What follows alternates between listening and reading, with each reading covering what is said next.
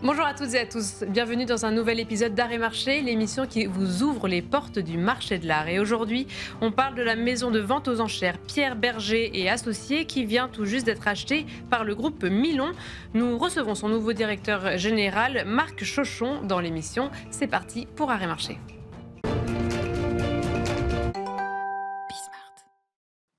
Fondé en 2002 et passé par des années difficiles marquées par des affaires judiciaires, un redressement, Pierre Bergé, associé, rejoint aujourd'hui Milon Auction Group, MAG, qui en devient l'actionnaire unique. Et je suis ravie d'accueillir en plateau Marc Chauchon. Bonjour.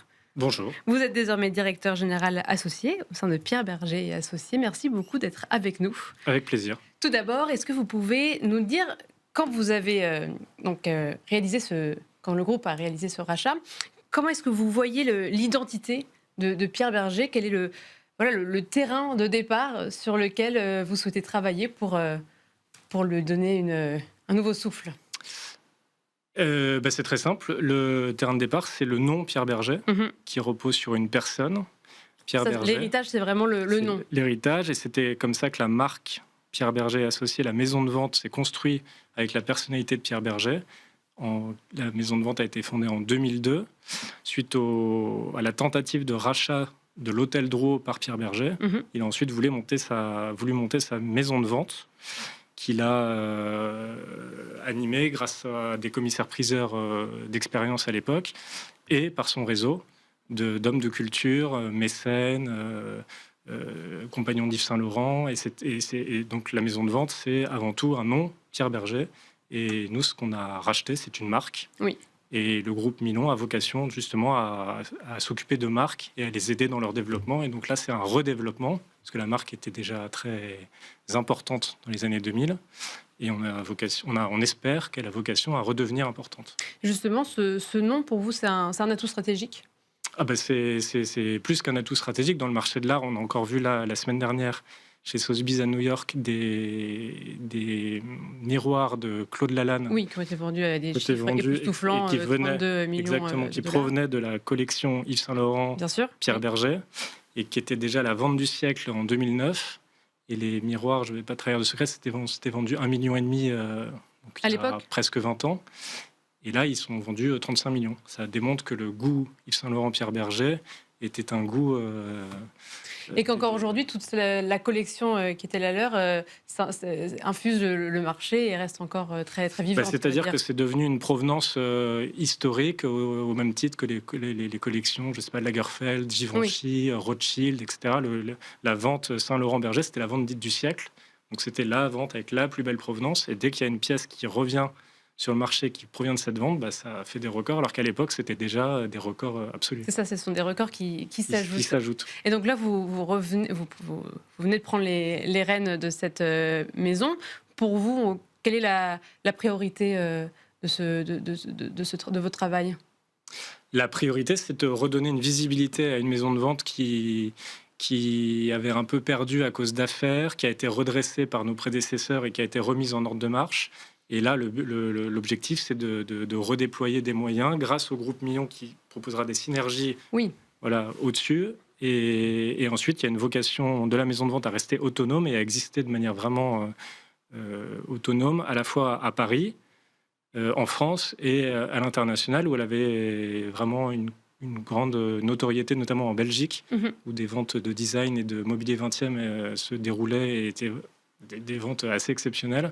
Donc on a vocation à prolonger cette histoire et à la renouveler.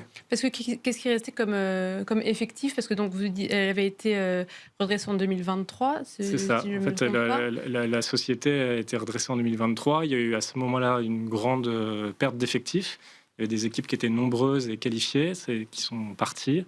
Et la maison a été rachetée par un groupe de maisons de vente de commissaires-priseurs de l'Est de la France et de Paris, et qui ont réorganisé l'équipe. C'est aujourd'hui une petite structure, avec des employés qui sont jeunes, très qualifiés, très motivés, et on a vocation à les faire grandir, à les aider, les entourer d'experts, d'apporteurs d'affaires, de tout un réseau, notamment grâce au groupe Milon, mais pas que, parce que le groupe Millon est déjà bien occupé avec des maisons de vente existantes. Donc c'est à redéployer tout un réseau de collectionneurs. De représentation aussi. Vous parliez du groupe Milan qui s'est effectivement beaucoup développé ces dernières années avec aussi une présence au Vietnam, en Belgique. Vous parliez tout à l'heure un peu de synergie. Comment est-ce que, tout en gardant justement l'autonomie de la maison de vente, quels sont justement, sur quel levier ça peut fonctionner? Donc, je vous ai parlé tout à l'heure de stratégie de marque.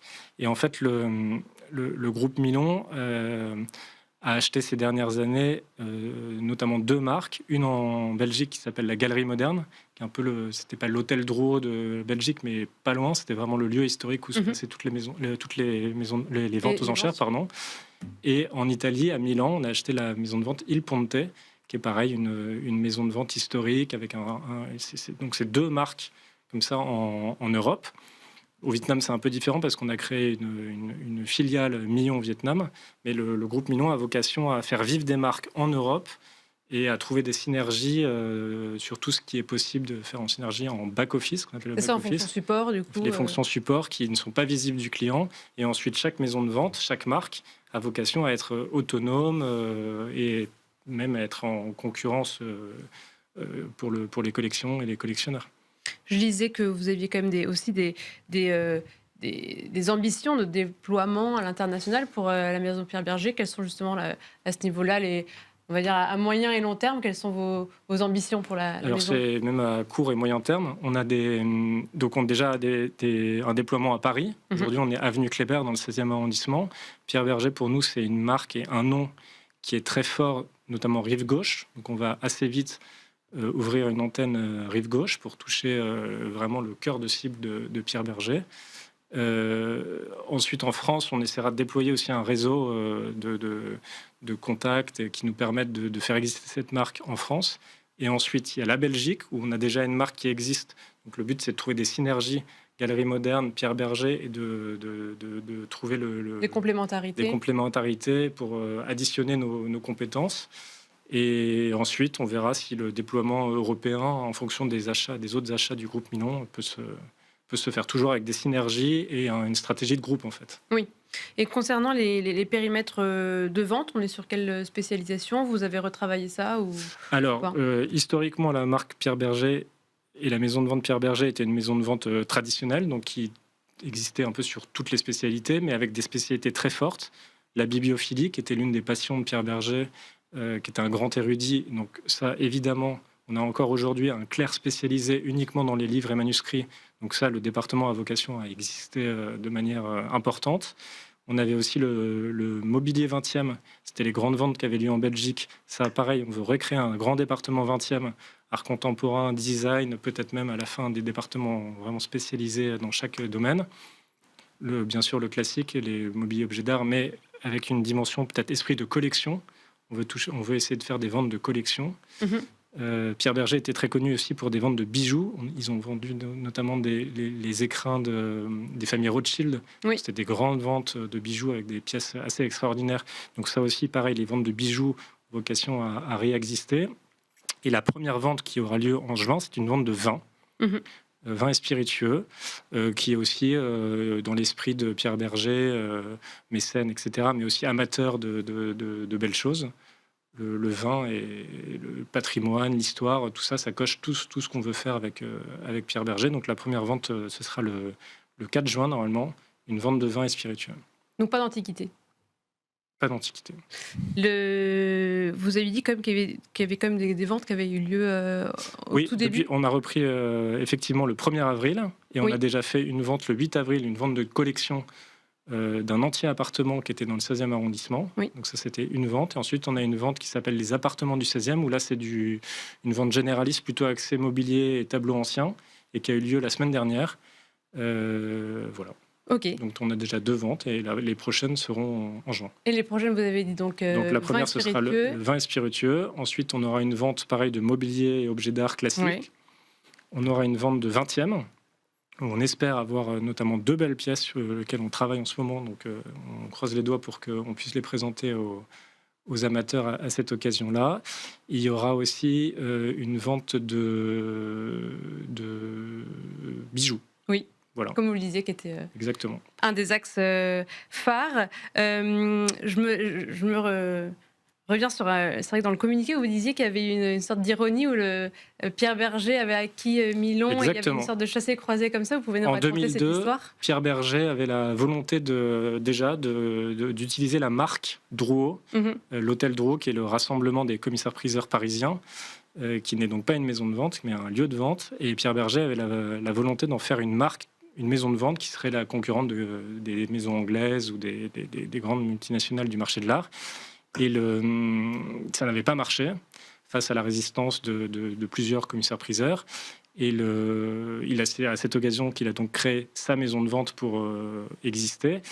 Et à l'époque, le président de l'hôtel Drouot, qui était le président donc, des commissaires-priseurs de Paris, c'était Joël Milon, le père d'Alexandre Milon. Donc c'était lui qui avait géré la négociation entre Pierre Berger et l'hôtel Drouot.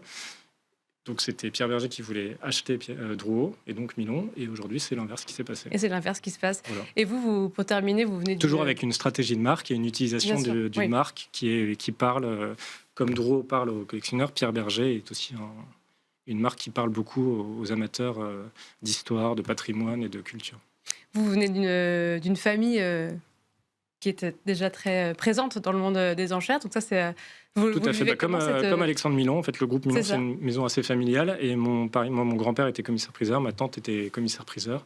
Donc il y a une forme de filiation. Exactement. Voilà. En tout cas, un nouveau défi pour vous pour cette année 2026. Exactement. Merci beaucoup, Marc Chauchon. Je rappelle que donc, vous êtes le directeur général associé de Pierre Berger et Associés. Et merci à vous toutes et tous de nous avoir suivis. C'était Harry Marché.